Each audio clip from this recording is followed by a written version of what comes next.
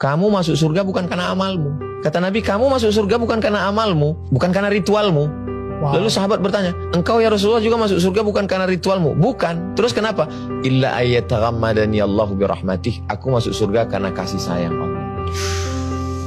Jadi kalau kita beramal beribadah itu karena kasih sayang Allah, kan beda dengan karena ketakutan. Mohon maaf jangan tersinggung. Mungkin mental kita mental kuli. Kuli ini tidak hina, karena mereka adalah orang yang tulus ikhlas bekerja. Tapi mental itu kan kalau saya dapat kerja ini saya dapat apa? Padahal sebetulnya kalau dikumpul semua ritual kita itu untuk menebus surga Tuhan, surga Allah kan tidak tertebus. Bagaimana mungkin seorang Abdul Somad yang hidup 63 tahun, potong tidur, potong kerja, potong ini, berapa persen dari ritual ibadahnya untuk menebus surga yang kekal selamanya? Kan nggak bisa. Terus masuk surga itu kenapa? Karena kasih sayang Allah.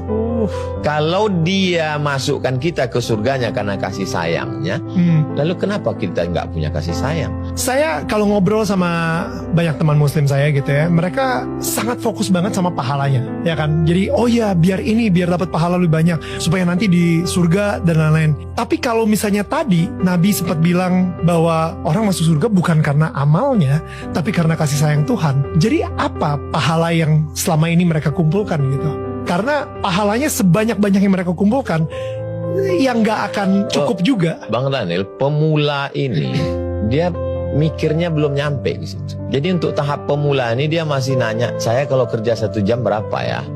Kamu $2. Terus kalau per hari, kalau kerja malam ada bonusnya nggak? Untuk pemula memang begitu. Teknis. Iya. Ya. Kalau dia mau jalan, dia mau mikir, mau merenung, mau belajar, nanti dia akan keluar dari lingkaran pahala itu kepada merindukan kasih sayang. Tapi karena dia jalan di tempat, keilmuannya di bidang yang lain, dia S1, S2, S3, pangkatnya naik terus dari golongan 2A, 2B, 2C sampai 4E. Tapi proses pemikiran beragamanya jalan di tempat. Anak kecil terjebak di tubuh orang dewasa, berbahaya. Kalau kamu nggak sholat, masuk neraka.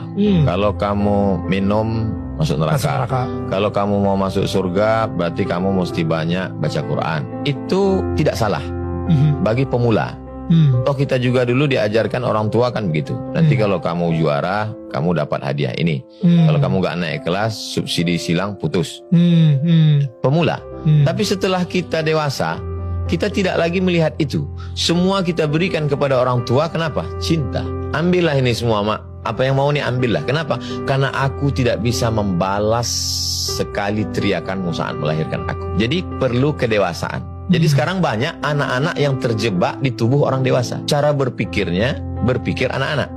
Tapi dia tubuhnya sudah dewasa. Saya pun juga dari awalnya juga begitu. Nanti kalau gini dapat pahala ini, kalau ini dapat pahala ini. Tapi lalu kemudian kita berproses sampai pada puncaknya adalah semua yang kita lakukan ini untuk turunnya kasih sayang Tuhan.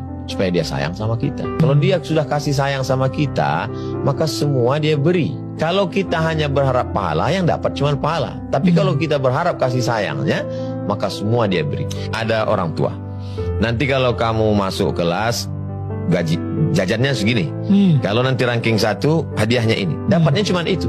Tapi kalau kasih sayang orang tua didapat, sentuhlah pada hatinya, letak kasih sayangnya, maka semuanya akan semua yang dikasih. Tidak lagi hubungan ganti rugi. Tidak barter. Transaksional ya. Hubungan kita dengan Tuhan itu bukan barter transaksional. Saya ngerti sih, karena dulu saya transaksional banget soalnya. Ada yang lebih mengerikan lagi, dia angkat Tuhan sebagai direkturnya. Kalau saya buat gini, gaji saya begini. Kalau saya lembur, gaji saya begini. Kalau ternyata saya sudah kerja nggak dapat yang saya inginkan, dia komplain, unjuk rasa. Tuhan mana? Hubungan kita dengan Tuhan itu bukan transaksional. Hubungan kita adalah kepasrahan. Menerima pun. Bukankah orang yang dicinta menerima apa yang dilakukan pencintaannya?